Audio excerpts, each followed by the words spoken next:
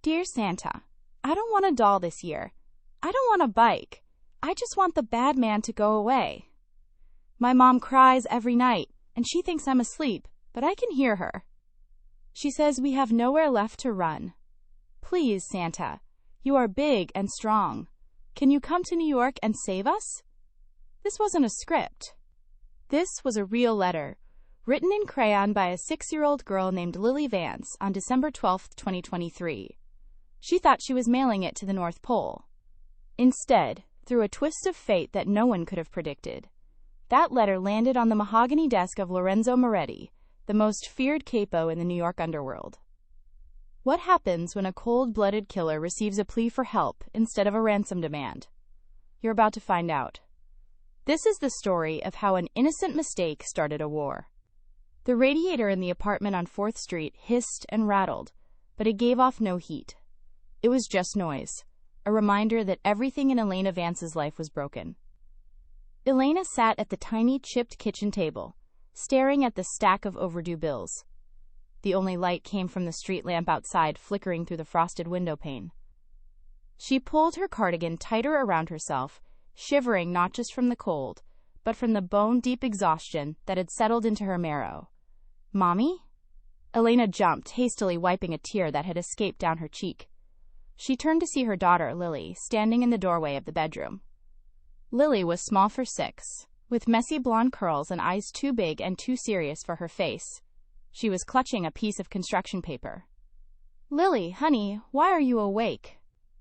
It's past 10, Elena whispered, forcing a smile that didn't reach her eyes.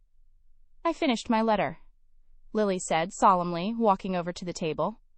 To Santa. Elena's heart cracked a little more. She didn't have the heart to tell Lily that Santa wasn't coming this year. Every cent Elena made waiting tables at Sal's diner went to rent, and the rest went to the runaway fund, the cash she was hoarding in a hollowed-out book under her mattress. That's beautiful, baby, Elena said, taking the paper. She went to read it, but Lily snatched it back. No, you can't read it. It's a wish. If you read it, it won't come true. Elena chuckled, a dry, sad sound. Okay. Sealed secrets. I understand. I need an envelope, Lily demanded softly. Elena sighed and rummaged through her purse. She found a wrinkled, high-quality cream envelope she had picked up from the floor of the diner earlier that day. A rich businessman had dropped it, and Elena had meant to run after him, but he had vanished into a black SUV. It was empty, but it had a return address embossed on the back in gold ink. Moretti Enterprises, 1100 Fifth Avenue, Penthouse B. She didn't think twice. She crossed out the address with a black marker, handed it to Lily and said, Here you go, bug. We'll write North Pole on the front. Lily carefully slid her crayon-written note inside. But she didn't write North Pole. Lily was a smart kid, perhaps too smart. She had seen the news on the small TV at the laundromat. She knew rich people lived on Fifth Avenue. She knew that Santa must be rich to make all those toys. When Elena turned her back to wash a dish, Lily looked at the embossed gold letters that her mom had tried to cross out. 1100 Fifth Avenue. That must be where Santa stays when he's in New York, Lily thought. The next morning, while walking to school, Lily lagged behind. When Elena was distracted checking her phone for a shift update, Lily saw a private courier van parked by the curb, the driver loading boxes. The side of the van said Moretti Logistics. Lily ran up to the driver, a burly man named Giovanni, who looked more like a bouncer than a mailman. Excuse me, sir? Lily chirped. Giovanni looked down, startled. He was used to people crossing the street to avoid him, not little girls in worn-out coats approaching him. Yeah? What is it, kid? Get back to your mom. Are you going to the big house? On Fifth Avenue? Giovanni narrowed his eyes. Who's asking? Me. I have a letter for the boss. It's very important. It's urgent business. Lily repeated the phrase she had heard in a movie. Giovanni snorted. He looked at the girl, then at the envelope in her hand. It was one of their envelopes. The official Moretti stationery. His blood ran cold. How did this kid get official stationery? Was this a message from a rival family? Using a kid as a courier? It was a classic dirty tactic. Give it here, Giovanni said, his voice dropping an octave. Lily handed it over, her eyes shining. Make sure he reads it, please. My mom cries every night. Giovanni froze. The rugged scar running down his cheek twitched. He looked at the frantic woman down the street. Elena, who was now turning around, looking for her daughter. Go, Giovanni grunted. I'll deliver it. Lily ran back to Elena, slipping her hand into her mother's. I did it, Mommy. I sent the letter.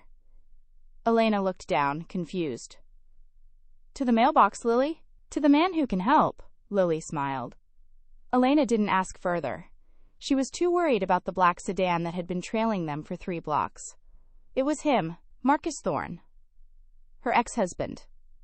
The man who wore a badge by day and broke legs for the Irish mob by night. He had found them again. Lorenzo Moretti stood looking out the floor-to-ceiling windows of his penthouse, watching the snow fall over Central Park. The city looked peaceful from 60 stories up, but Enzo knew better. Down there, it was a rat race. Up here, it was a shark tank. At 32, Enzo was the youngest Don in the history of the 5 families. He was striking, with hair as black as oil and eyes the color of cold steel. He wore a 3-piece suit that cost more than most people earned in a year. He didn't smile. He didn't do Mary. Boss. Enzo turned. Giovanni walked into the office, the heavy oak doors closing with a thud behind him. The room smelled of leather, expensive scotch, and gun oil. Report, Gio. Did the shipment clear the docks? Enzo asked, pouring himself a drink. Yes, boss. Customs is paid off. But something happened during the pickup.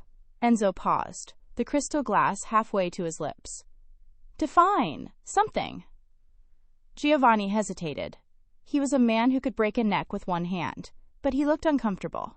He walked forward and placed the crumpled, cream-colored envelope on the desk. A kid gave me this. On 4th Street. Said it was urgent business. It's on our stock, Enzo. Enzo set the glass down. He picked up the envelope. He recognized the paper immediately. Who gave this to a child? I don't know. But she said... Giovanni cleared his throat. She said her mom cries every night. Enzo stared at the envelope. His instincts screamed, trap. It could be anthrax. It could be a message from the Russians. But the handwriting on the front wasn't a code. It was crude, wobbly crayon. To the boss man, Santa. Enzo raised an eyebrow. He took a silver letter opener and sliced the seal. He pulled out the piece of construction paper. He expected a ransom note. He expected a threat. Instead, he read, Dear Santa, my name is Lily. I am 6. I live in Aptitude B on 4th Street. It is very cold here. I don't want a doll. I want you to help my mom, Elena. She cries every night in the bathroom. She thinks I sleep, but I hear her say, Marcus is going to kill us.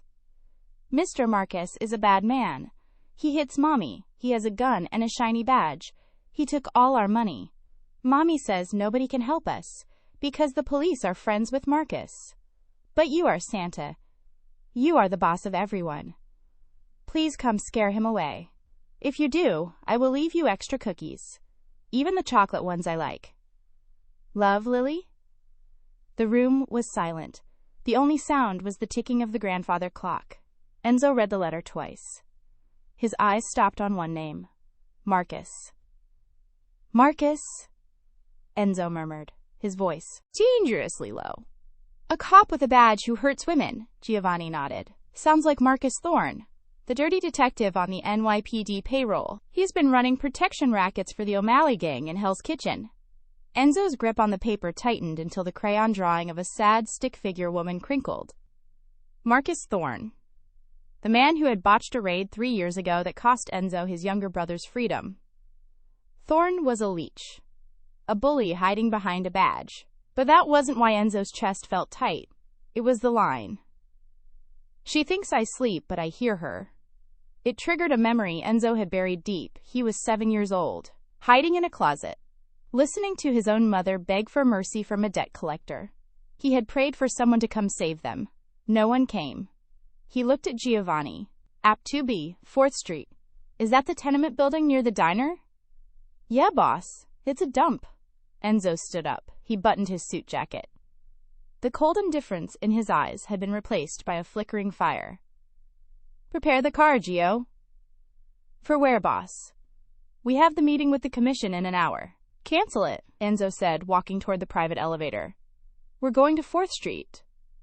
Boss, you're not seriously going to play Santa Claus? Giovanni asked, shocked. Enzo stopped at the elevator doors. He looked back, his expression unreadable. No.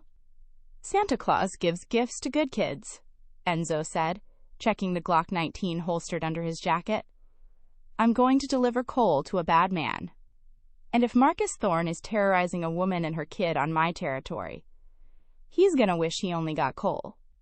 The hallway of the tenement building on 4th Street smelled of boiled cabbage and stale cigarette smoke.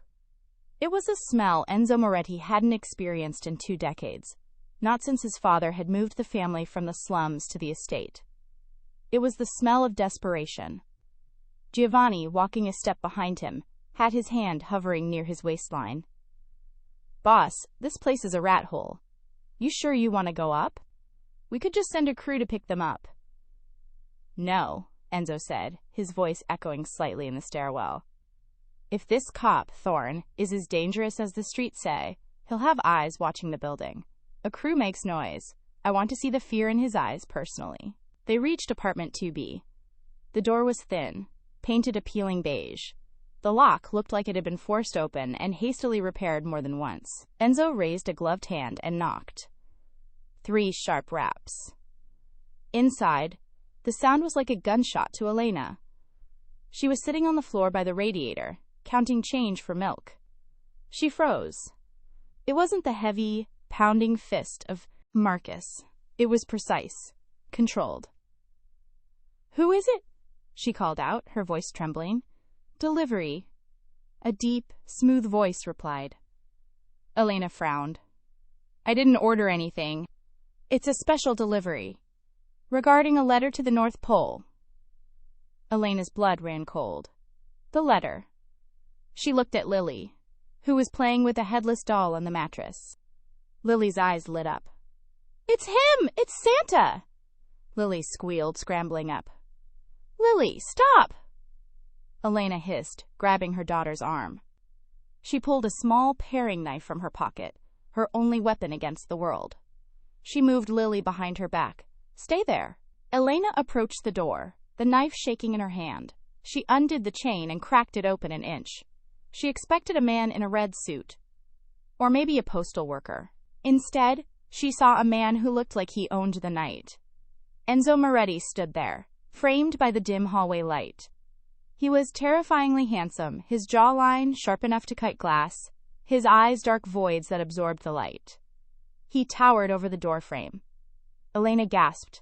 She recognized him, not as Santa, but from the front page of the New York Post. He was the man the DA was terrified of, the head of the Moretti crime family.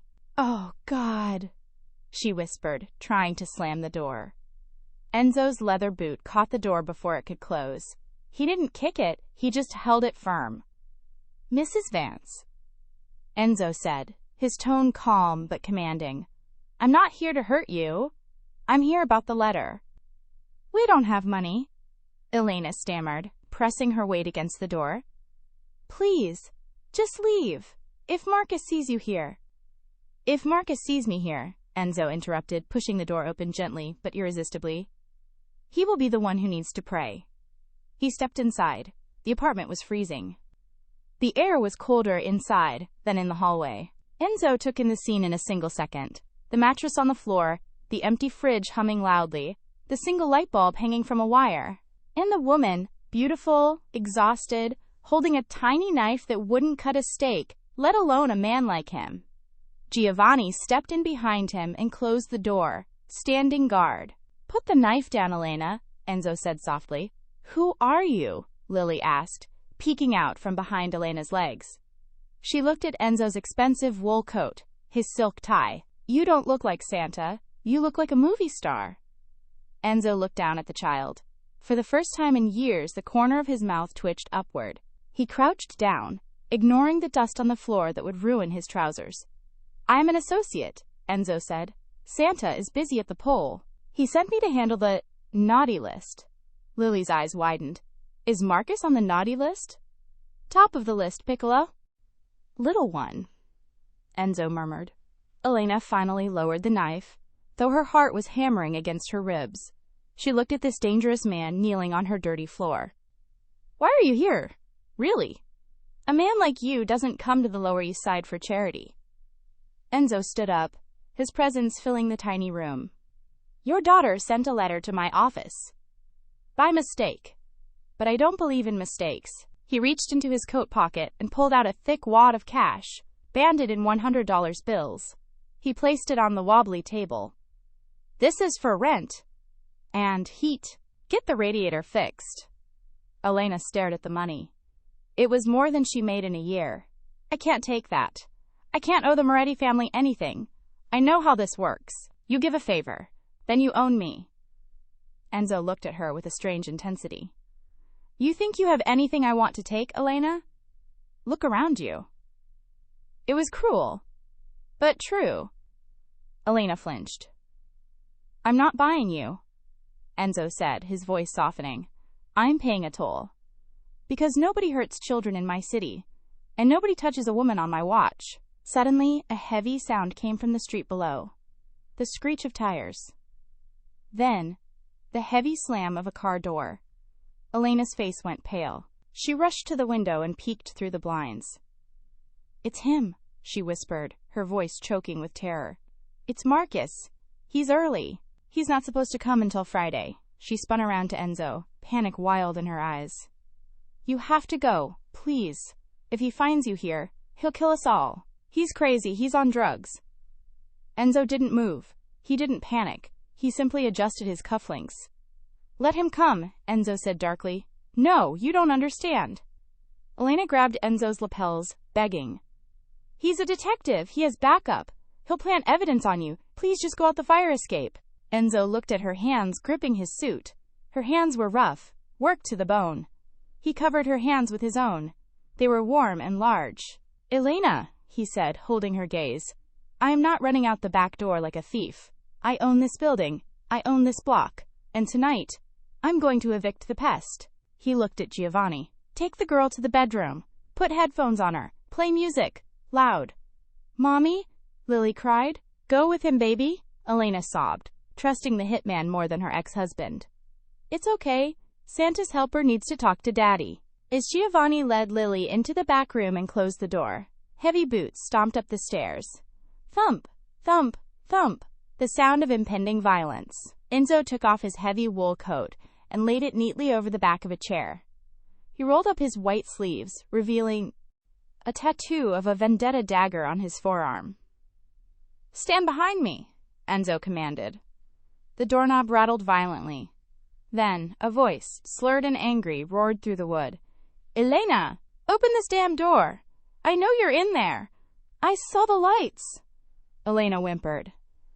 Enzo simply stood there, a statue of calm violence, waiting for the wolf to blow the house down. The door didn't open. It exploded inward. Marcus Thorne didn't bother with the key. He kicked the lock with the heel of his boot, sending splinters of wood flying across the room. He stumbled into the apartment, a hulking mass of muscle and bad intentions. He was wearing a leather jacket over a stained t-shirt, his detective badge hanging from a chain around his neck like a dog tag. His eyes were bloodshot, pupils dilated, cocaine and whiskey, a volatile cocktail. "I told you, you stupid bitch," Marcus roared, not yet seeing Enzo in the shadows of the corner. "I told you to have the money ready. Do you think I'm playing games?" He strode toward Elena, his hand raised for a backhand slap. Elena flinched, closing her eyes, waiting for the impact. But the blow never landed. A hand, strong as iron, caught Marcus's wrist in midair. Marcus froze. He blinked, his drug-addled brain trying to process the obstruction. He looked up, following the arm to the shoulder, and then to the face of the man stopping him. Enzo Moretti stared back, his expression one of pure disgust.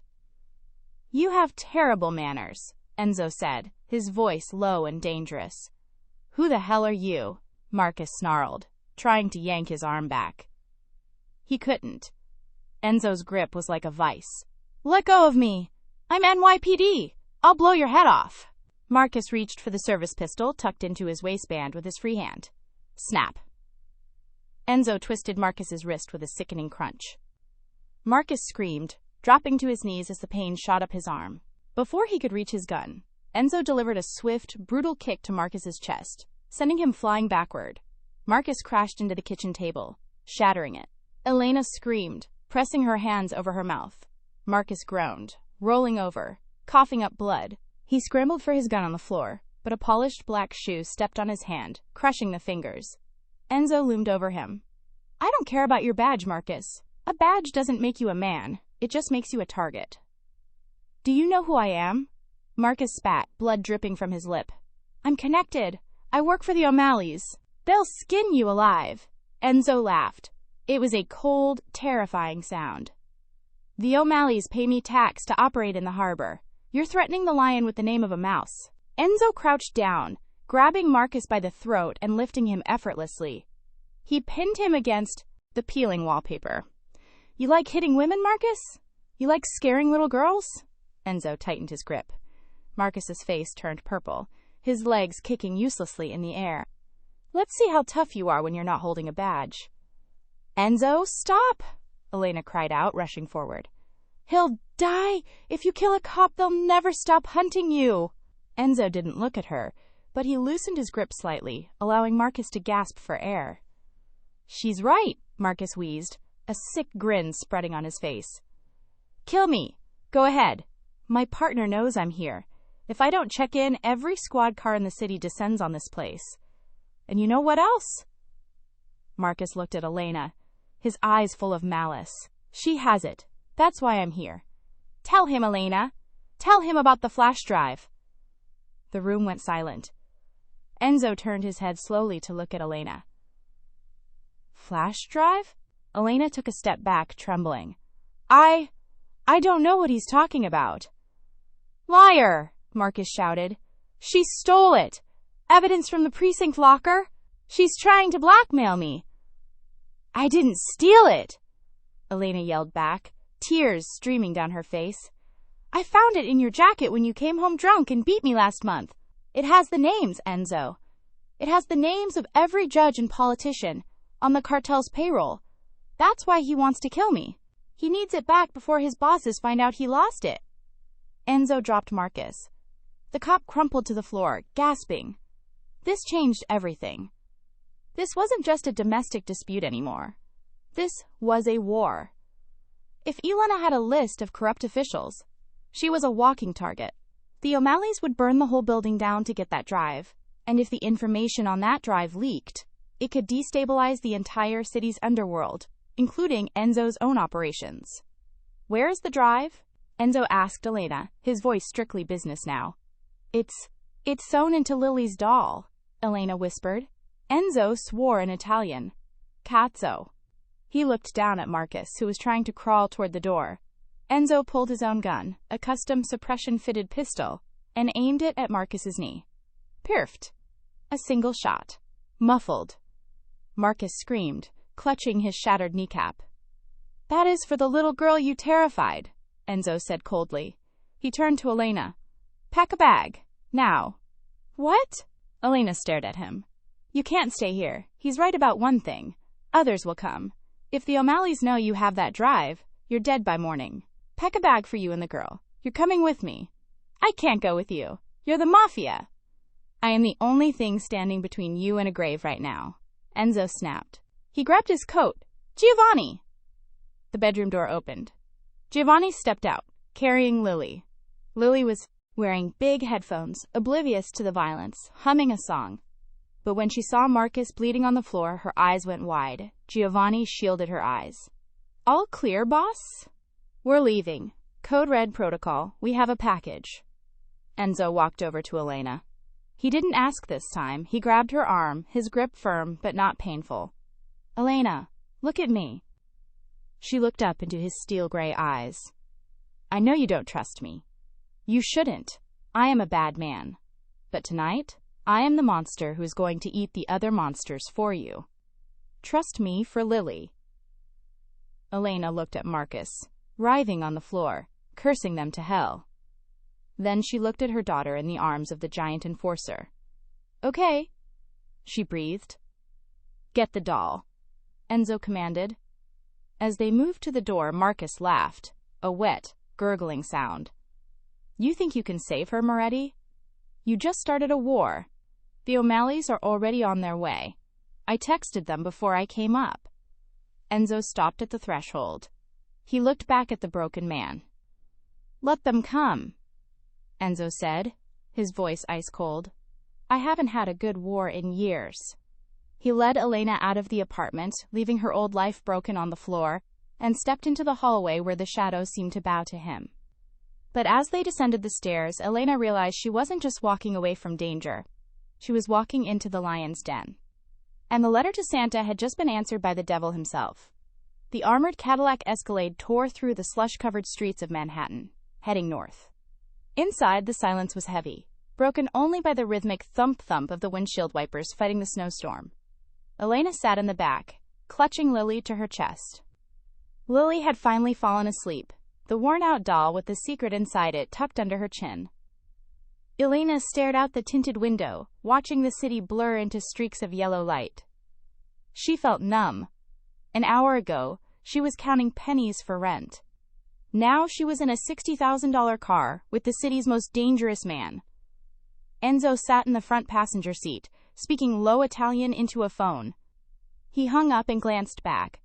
The partition was down. We are going to a safe house in Saddle River, Enzo said, his voice devoid of the anger he had shown Marcus. It's off the books. No one knows about it except Giovanni and me. Why are you doing this? Elena asked, her voice barely a whisper. You got the drive. You could have just taken it and left us there. Enzo turned fully to look at her. The passing streetlights illuminated the sharp angles of his face.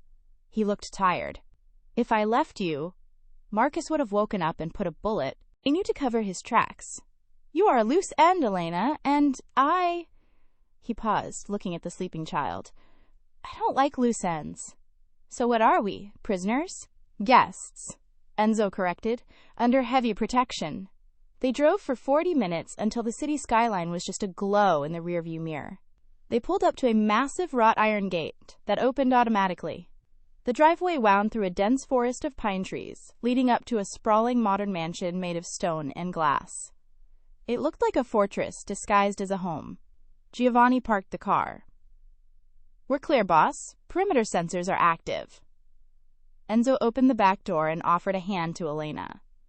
She hesitated, then took it. His skin was warm, his grip steady. He helped her out, then gently lifted the sleeping Lily from her arms without waking the girl. I've got her, Enzo murmured. Elena watched, stunned, as the Mafia Don carried her daughter like she was made of porcelain. They walked into the house. It was breathtaking. High ceilings, heated marble floors, art on the walls that looked like it belonged in a museum. But it was cold. Not temperature-wise, but emotionally. It felt like a hotel, not a home. Giovanni will show you to the guest wing, Enzo said, shifting Lily's weight. There are clothes in the closet. Everything you need. I have to make a call to the commission. Enzo, Elena said, stopping him. He turned. Thank you, she said, her eyes welling up. For saving us. Enzo's expression tightened. He wasn't used to gratitude. He was used to fear. Don't thank me yet. We still have to survive the night. 2 hours later, Elena emerged from the shower. She was wearing a silk robe she found in the closet. It was too big, clearly meant for a man, but it was the softest thing she had ever touched. She had scrubbed her skin until it was pink, trying to wash off the smell of the tenement, the smell of Marcus's cheap cologne, the smell of fear. She wandered down the massive hallway, looking for Lily. She heard giggling coming from the kitchen. She froze in the doorway. Lily was sitting on the massive granite island, swinging her legs. In front of her, Enzo, the butcher of New York, was standing in his shirt sleeves, wearing a black apron over his dress pants. He was whisking something in a bowl. You have to whisk it fast, Piccola, or the eggs get sad, Enzo was saying. Eggs have feelings? Lily asked, eyes wide. In Italy, everything has feelings. Even the pasta, Enzo said seriously. Elena felt a lump in her throat. She cleared it. I didn't know you cooked. Enzo looked up. His eyes swept over her, lingering for a fraction of a second on the way the silk robe clung to her damp skin. He Duque quickly looked back at the bowl. My mother taught me before she passed, Enzo said quietly. Carbonara, real carbonara. No cream. Just eggs, cheese, pepper, and guanciale. Is Santa a chef too? Lily asked. Santa has many talents. Enzo smirked. He plated 3 dishes and set them down. For the first time in months, Elena sat at a table that didn't wobble. She ate food that wasn't from a can. It was delicious. Rich, salty, comforting. So, Enzo said, wiping his mouth with a linen napkin. The doll. Elena stiffened. She reached for the headless doll sitting on the counter. It's in the stuffing. Enzo took the doll. He didn't rip it open. He used a small paring knife to carefully undo the stitching on the back. He dug his fingers into the fluff and pulled out a small silver USB drive. He walked over to a laptop on the side table and plugged it in. It's encrypted, Enzo said, staring at the screen. Password? I don't know it, Elena said. Marcus never told me. I just saw him hiding it. Enzo frowned. He tapped a few keys. This isn't standard police encryption. This is military grade. Where did a dirty detective get this? He met with people, Elena said, recalling the memories. Men in suits. Not cops.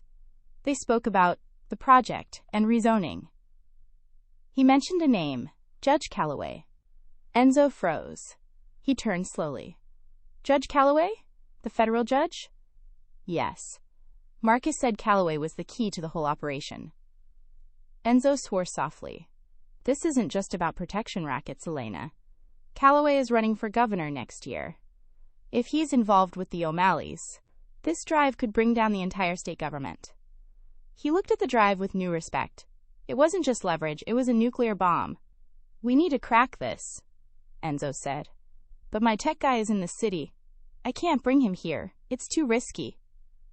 Suddenly the lights in the kitchen flickered. Enzo's head snapped up. Storm? Elena asked, nervous. Enzo looked at the security panel on the wall. The green light for the perimeter fence had turned red. No, Enzo said, reaching under the counter and pulling out a shotgun that had been taped there. Not a storm. He racked the slide.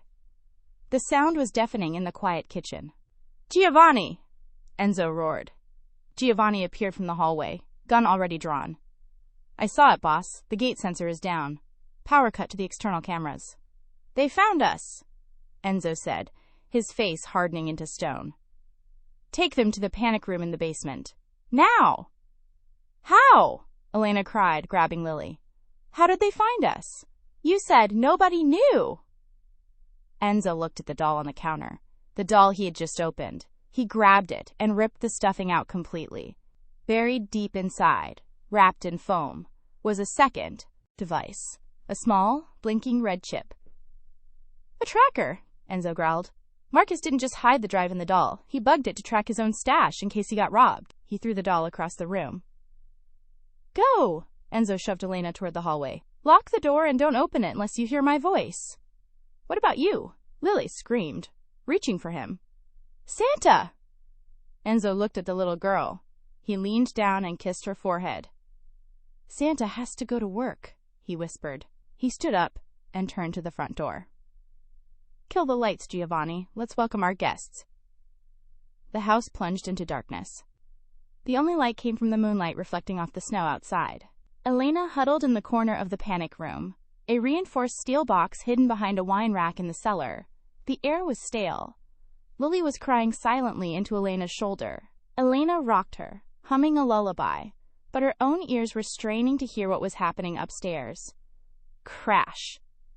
The sound of glass shattering. The massive floor-to-ceiling windows in the living room. Then, the chaotic symphony of gunfire. Pop, pop, pop. The sharp crack of pistols. Boom.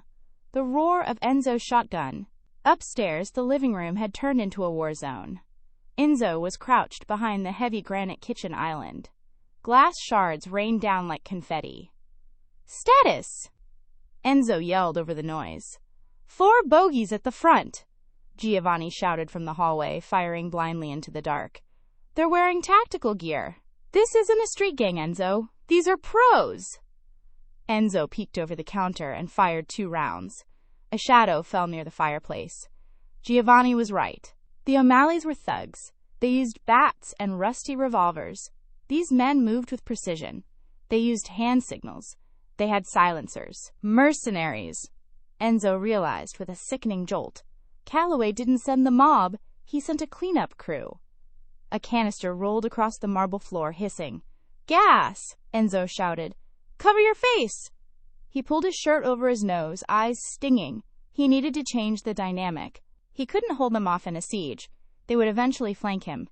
Gio, the breaker box. Cut the emergency lights too. We go full black. Giovanni shot out the control panel on the wall. The dim emergency LEDs died. The house was now pitch black. Enzo moved. He didn't run. He stalked. He knew every inch of this house. He knew the floorboard that creaked by the stairs. He knew the angle of the sofa. The mercenaries had night vision, but Enzo had rage. He flanked the first intruder by the piano. He didn't shoot.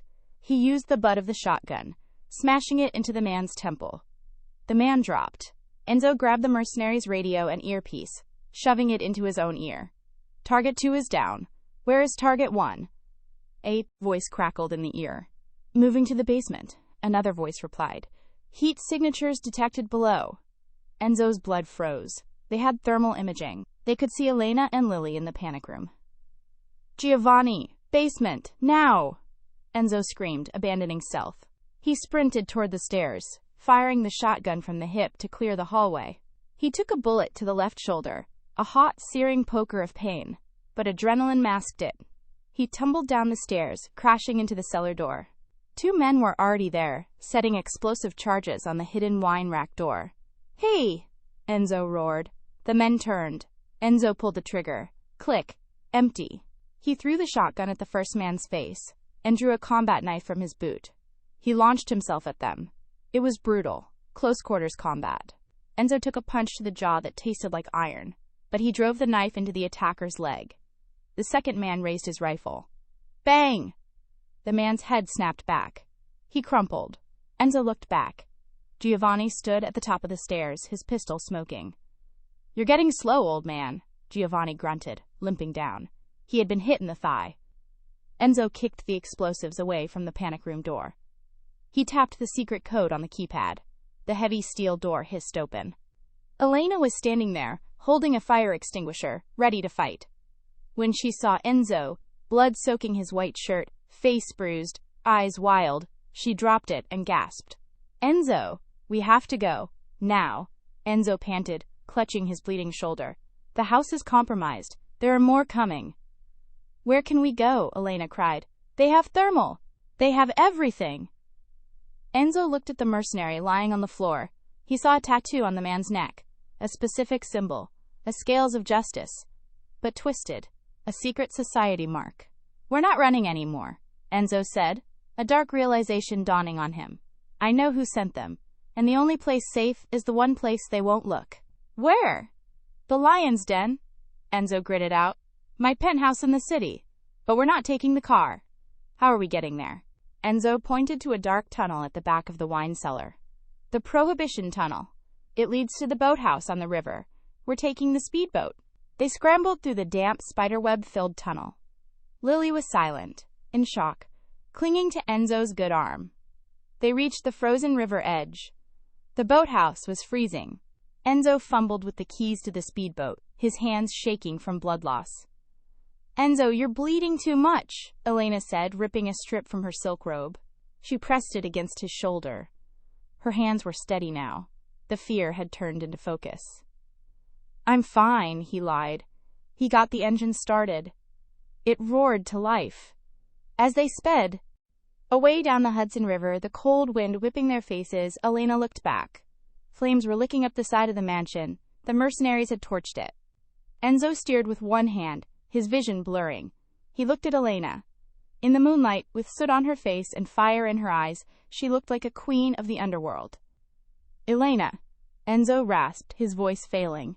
The drive, the password. What?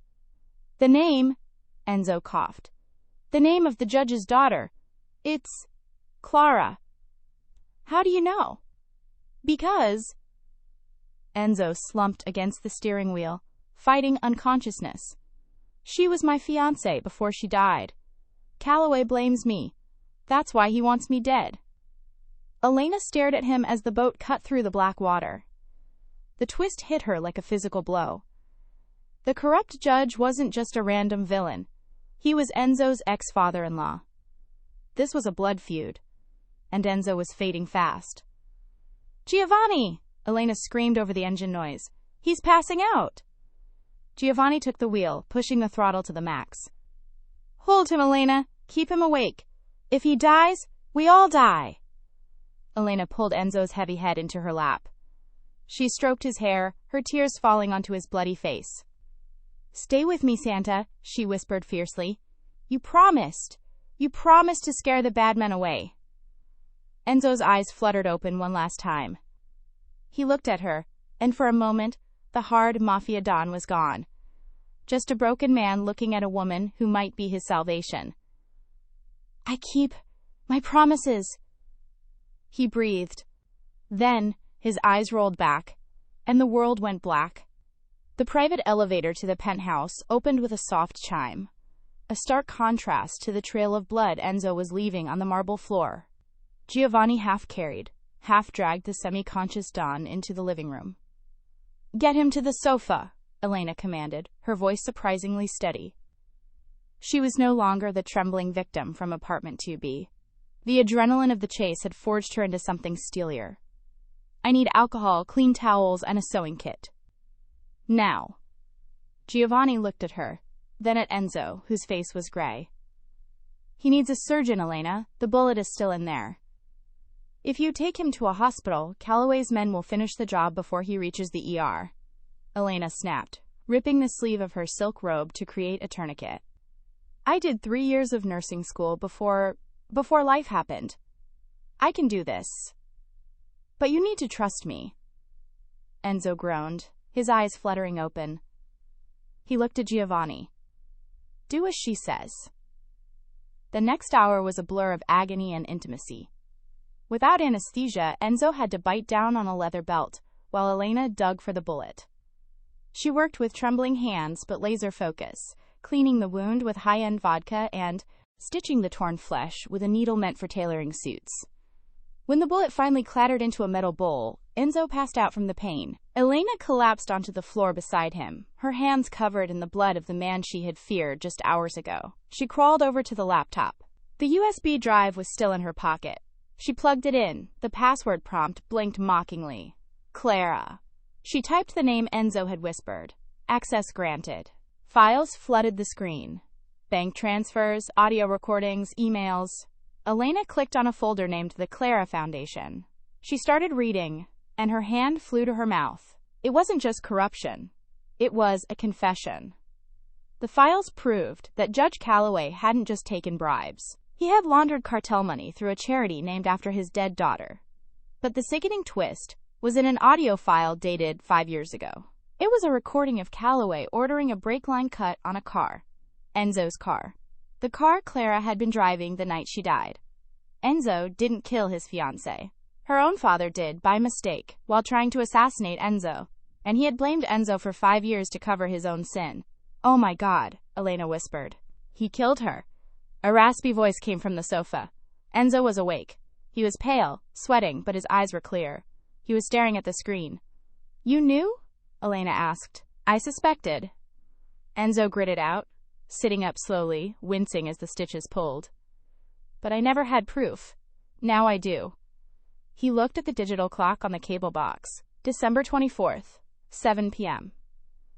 Where are you going? Elena asked as Enzo tried to stand. Calloway is hosting the Justice for All Gala tonight at the Plaza Hotel. He's announcing his run for governor. Enzo said, buttoning a fresh, clean shirt over his bandaged shoulder. I'm going to give him a Christmas present. You can't walk, Enzo. You've lost too much blood. Then help me, Enzo said, holding out his hand. Be my strength, Elena. The grand ballroom of the Plaza Hotel was dripping in gold and crystals. New York's elite, senators, judges, celebrities, were sipping champagne. At the podium, Judge Calloway stood tall, a picture of moral authority. He was an older man with silver hair and a trustworthy smile. Christmas is a time for truth, Calloway bellowed into the microphone. A time to cleanse our city of the filth that plagues our streets. The organized crime elements, the thugs like Lorenzo Moretti, who think they are above the law. Suddenly, the massive screens behind Calloway, which had been displaying the American flag, flickered. Static cut through the speakers. The room went silent. A new audio recording began to play. It was unmistakable. Calloway's voice, younger, angrier. I don't care if there are collateral damages. Cut the brakes! Moretti needs to die tonight. If my daughter is in the car, that's on him. Gasps rippled through the crowd. Calloway froze. He tapped the microphone. Cut the feed! Technical difficulties! Cut it! But the screen changed. It showed bank statements. Wire transfers from the Oman drug cartel directly into Calloway's personal offshore accounts. Then, the double doors at the back of the ballroom swung open. Lorenzo Moretti walked in. He was leaning heavily on a cane, his face pale, but he looked like the angel of death. Beside him, dressed in a stunning black evening gown that Giovanni had procured, was Elena. The crowd parted like the Red Sea. Flashbulbs erupted like lightning. You! Calloway stammered, his face draining of color. You should be dead. I have a guardian angel, Enzo said, his voice amplified by the silence of the room. He pointed to Elena. Police officers, who had been providing security, looked confused. They looked at the screen, then at the judge. That recording is fake! Calloway screamed, sweat pouring down his face. Arrest him! He's a wanted criminal! Actually, a new voice boomed. District Attorney Reynolds stepped out from the crowd. He held up his phone, which had just received the full data dump from Enzo's team. The metadata matches, Judge.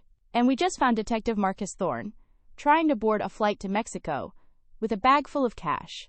He's talking. He's telling us everything. Calloway looked for an exit, but Giovanni stepped out from the side, arms crossed, blocking the service door. Merry Christmas, Judge, Enzo said calmly. As the officers moved in to handcuff the screaming judge, Enzo didn't watch. He turned to Elena. The adrenaline was fading, and the pain was returning. He swayed. Elena caught him.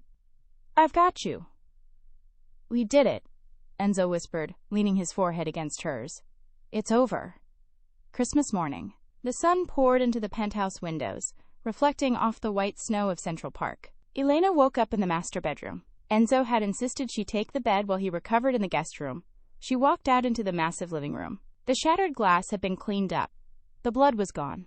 And in the corner, where there had been nothing but empty space the day before, stood a 12-foot Christmas tree. It was decorated with gold ribbons and hundreds of lights. Lily was already there, jumping up and down in her pajamas. Mommy, look, look! Under the tree were dozens of boxes, toys, clothes, art supplies. But sitting in the middle of the room was the biggest gift of all. Enzo was sitting in an armchair, his arm in a sling, sipping coffee. He looked tired, but for the first time since Elena had met him, his eyes were warm. Did Santa come? Lily screamed, running to Enzo. Enzo chuckled, using his good arm to siphon, pat her head. He made a special stop. He said you were the bravest girl in New York. Elena walked over, tears stinging her eyes. She looked at the tree, then at the man who had burned down half the city to keep them safe. You didn't have to do all this, Elena said softly. I didn't, Enzo replied. He reached into his pocket and pulled out an envelope. It wasn't cash. It was a deed. This is for the house in Saddle River. I'm having it rebuilt. It's in your name, Elena. You and Lily will never have to worry about rent or cold radiators again. Elena shook her head. I don't want a house, Enzo. I want... She stopped. She didn't know how to say it.